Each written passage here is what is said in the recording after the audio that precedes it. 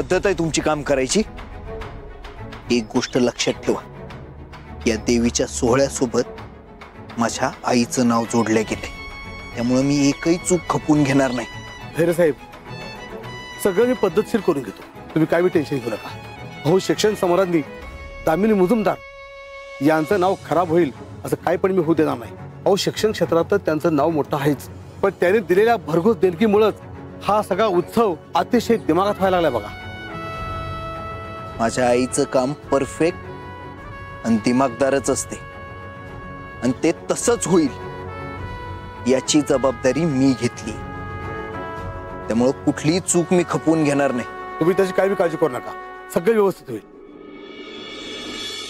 ए ऐक ना ग, गेला असेल घरी. ते पगरी नाही.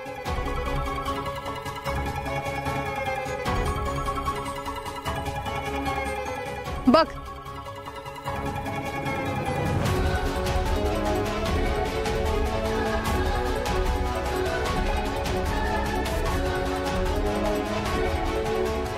टाकलं मला इकडे आले की औरवांची नात हात धुवून मागच लागल्या वाटतं. माफी घ्यायचीच ठरवले का काही ना. माफी?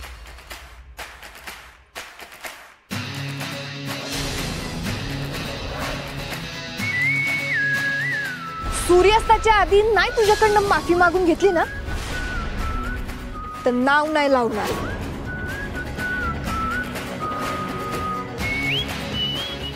बघितलं रीने, किती माज आहे याला, कसा मुद्दाम चिडवतोय मला.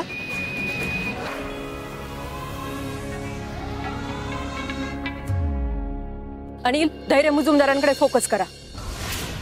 शिक्षण सम्राज्ञी दामिनी मुजुमदार यांचे चिरंजीव स्वतः लक्ष घालत आहेत, आणि म्हणूनच हा इतका भव्य सोहळा आपल्या सर्वांना पाहायला मिळतोय.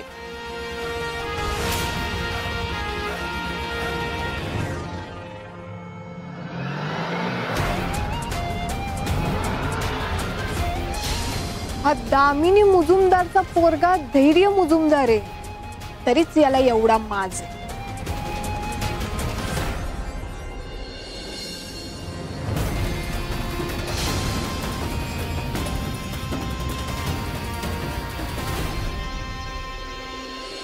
पण मी पण काही कमी नाही, दाखवतेच याला.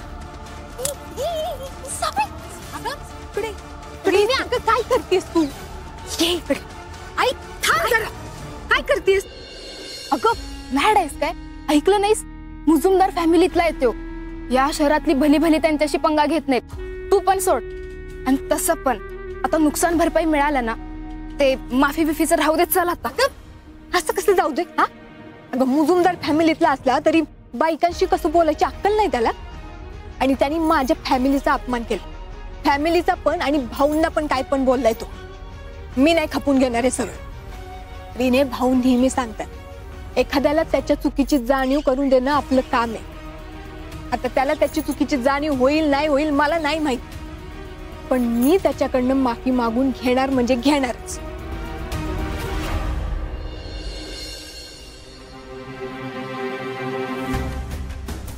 अरे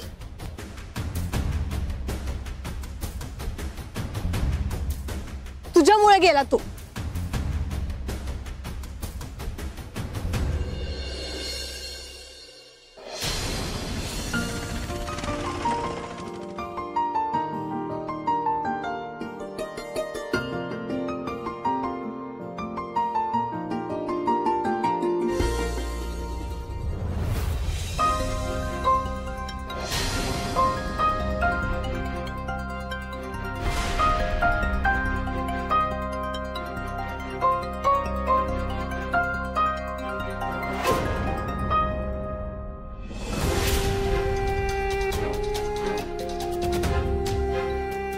भाऊंची तारा सटकते वाटतं.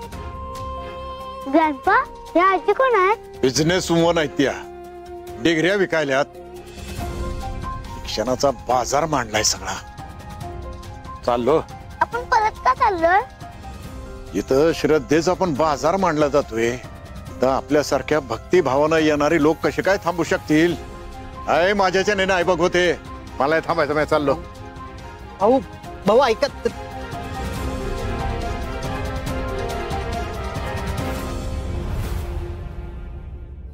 बघितलं, ज्यांच्याकडे पैसे नसतात नाही त्यांना हे असलं सगळं खुपते. आणि एक कार्ट्या, तुला कोणी सांगितलं तोंड उघडायला? हा, तुला माहितीये का या कोण आहेत ते? अरे यांच्या शाळेत तुला घालायचं म्हणून मी मरमर करत्या. कार्ट बघा. Grandpa Maugham coming.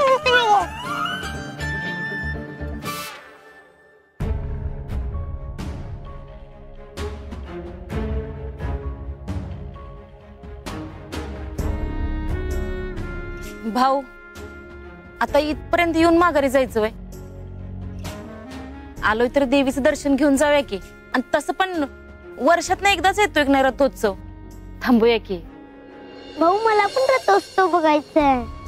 अहो पोरासाठी तरी थांबूया की. हे पहा, गेल्या वर्षीपर्यंत हा सोहळा भक्तांचा होता. आता ह्यो सोहळा जो आहे तो या बिझनेसमॅन लोकांचा झालाय. हे देवीला पण रुचायचं नाही. नकोच ना.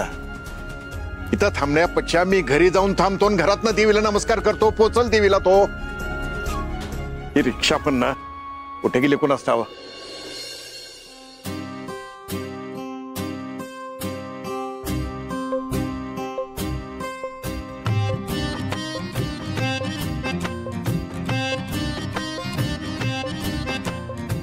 बयाचा फोन का लागे ना. रेनीलाच फोन करते.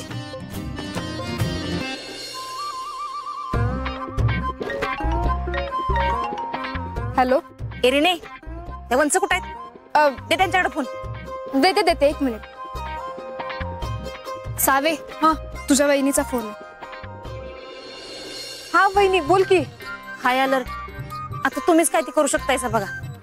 आम्ही इथं कमानीपर्यंत आलोय, पण भाऊ काय आत यायला तयार नाहीत. का? काय झालं? आल्या त्यांनी मुजुमदारांचे बॅनर बघितले, भाऊ लई चिडलं. ती काय भक्तीचा बाजार बिजार असलं सगळं सुरू केले त्यांनी. हा, त्यांचं पण बरोबरच आहे की. तू एक काम कर, भाऊंना फोन दे, मी बोलते त्यांच्याशी. थांबा देते. हा वंश. हॅलो, हा वंश, मी भाऊंकडे देऊ काय? भाऊ, वंश ना तुमच्यावर बोलायचंय.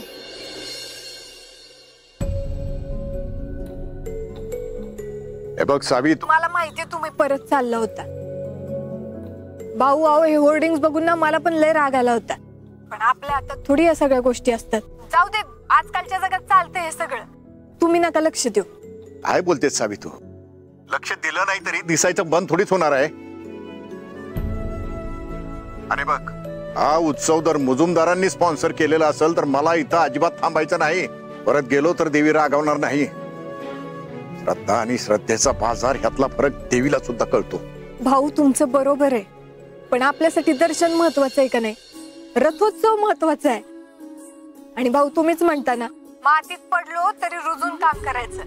आपल्या आजूबाजूला किती पण वाईट गोष्टी घडत असल्या तरी आपली भक्ती आणि हेतू चांगला पाहिजे.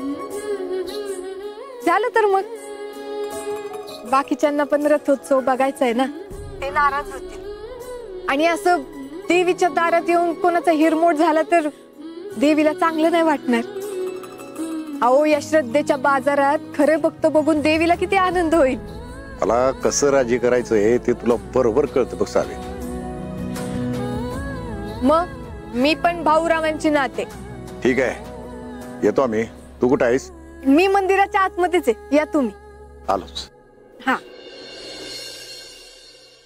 बघितलं का, यांची सावी म्हणाल तीच पूर्व दिशा. ती गप. आता तू इथं सुरू करू नको. मला तर काय कळतच नाही. रिने, त्या धैर्याला शोधलं पाहिजे बघ फास्ट मध्ये. चल पटकन. चला. ग्रँडपा खुश.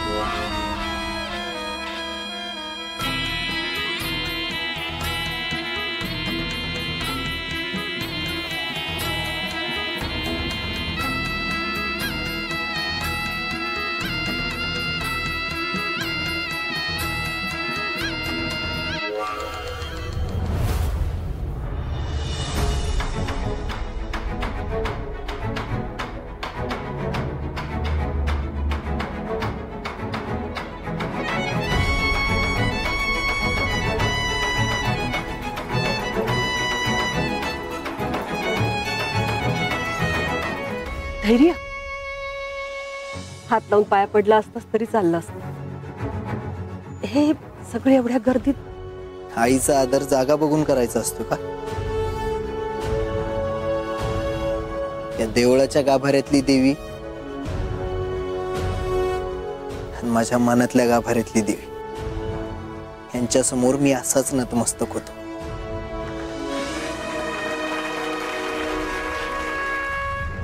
बघितलं अनुराधा, हे माणसाचं असं दैवतीकरण झालेलं मला अजिबात आवडलेलं नाही. अय्यो, बघितलं का, याला म्हणायचं स्टेटस. असं जगता आलं पाहिजे. हे बाई गप, इथे एवढ्या गर्दीत रथोत्सवात थांबायला जागा गावले की नाही, त्याच्यात समाधान मान जा.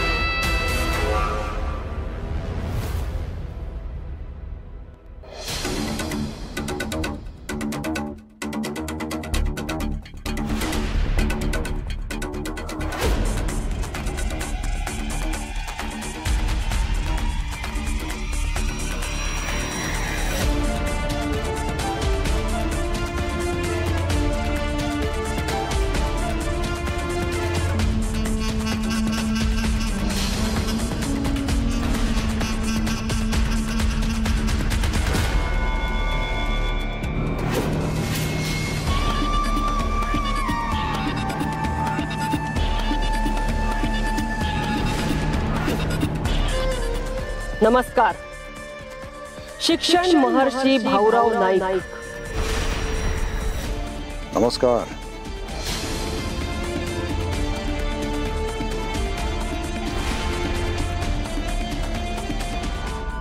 आई साहेब, चला उशीर होतोय. तुमच्या हस्ते नारळ वाढून रथोत्सव सुरू करायचा आहे.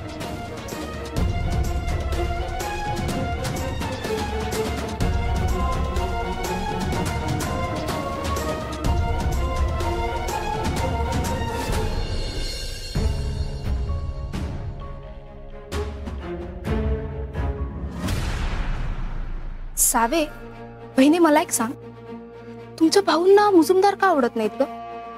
असं का विचारते? नाही म्हणजे हे बॅनर बिनर हे अगदी कॉमन आहे ग. सगळे लीडर बिझनेसवाले सगळी लावतात. म्हणून आपलं विचारलं, भाऊंचा एवढा विशेष राग मुजुमदारांवर कशा पाहिजे आहे? अगं, भाऊंनी शिक्षण सेवा म्हणून स्वीकारलेली. अक्षरशः 1-1 रुपया घेऊन त्यांनी गोरगरिबांना शिकवलं. आणि हे मुजुमदार भरमसाठ डोनेशन घेऊन शिक्षणाचा बाजार करतात. भाऊंना तेच आवडत नाही.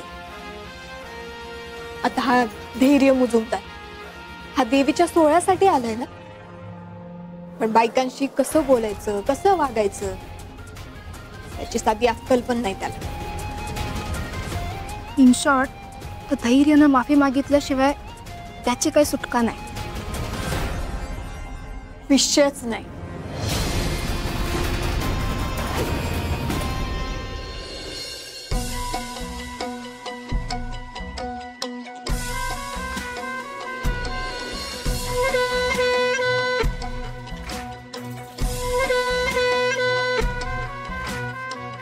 भाऊरावाचं थोबाड बघितलं का?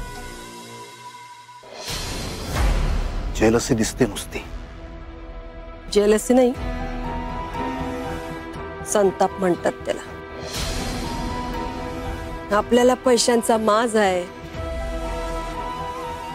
आपण शिक्षणाचा बाजार मांडलाय म्हणून बोंबलत सुटलाय ना म्हातारा. त्याच्या बरोबरची एक डील क्रॅक करायची. खूप दिवस झाले अडवून धरले. एकदा का डील क्रॅक झालं की आजचा इव्हेंट सार्थकी लागला म्हणायचा. मग बघ या म्हाताऱ्याला मुजुमदारांच्या घरात कसा नोकर बनवून ठेवते ते. नाहीतर नावाची दामिनी मुजुमदार नाही मी.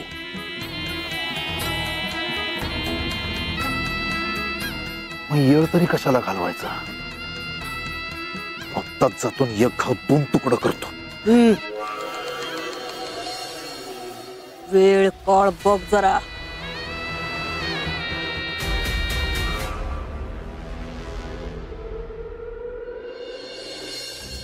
सर्व मंडळींना माझा नमस्कार.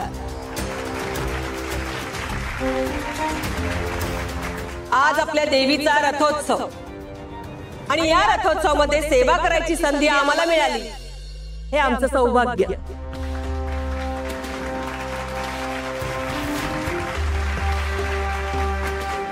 देवीच्या कृपेने आपण दरवर्षी हजारो गोरगरीब मुलांना शिक्षण देऊन त्यांना त्यांच्या पायावर उभं करतो. हे त्याचंच फळ म्हणायचं बघा. अशीच सेवा आमच्या हातून घडत राहावी ही देवी पुढे मी प्रार्थना करते. आज एवढा मोठा कारभार मी एक बाई असून सुद्धा एकटीच सांभाळते. हे देवीच्या आशीर्वादानंच.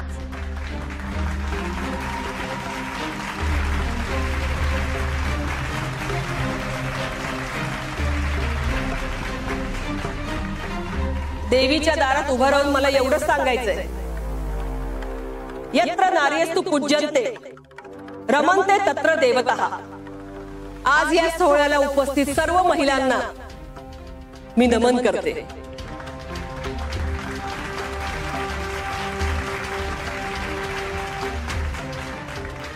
आज आपल्या सगळ्यांसाठी आनंदाचा दिवस आहे. देवीच्या कौतुकाचा सोहळा आहे. तेव्हा आता जास्त पाळणाळ न लावता आपण सोहळ्याला सुरुवात करूया.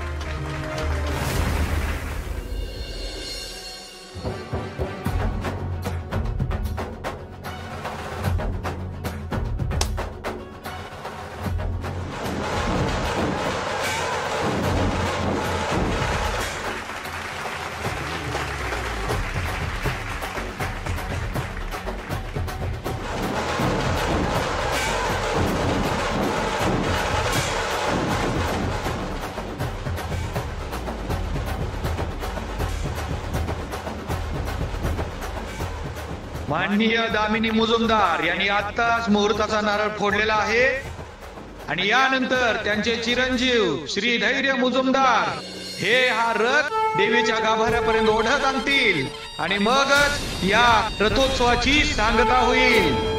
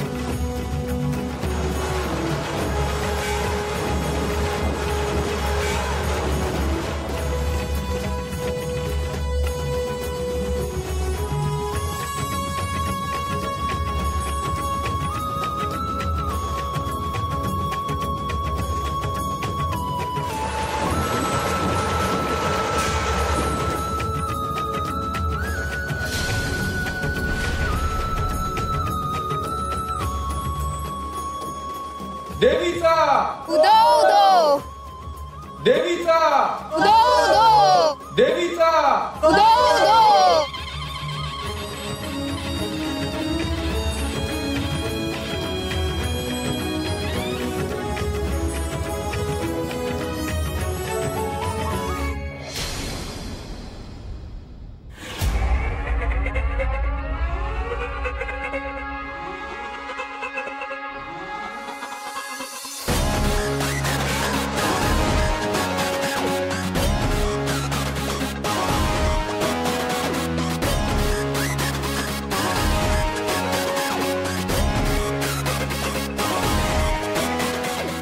बघितलं, पैशाने जर अक्कल विकत घेता येत असती तर किती बरं झालं असतं ना.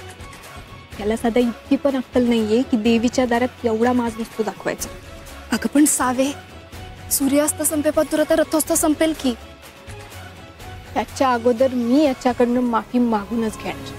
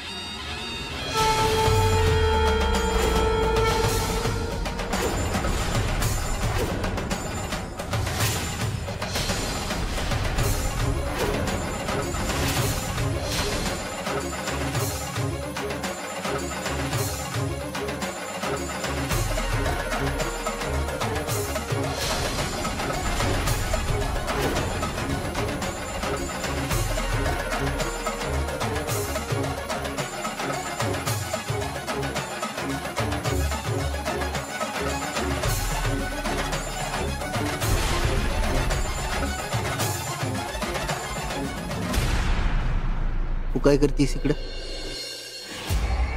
बायकांच्या नाजूक हाताचं काम नाहीये. नाजूक हातांनी नाजूकच काम करत.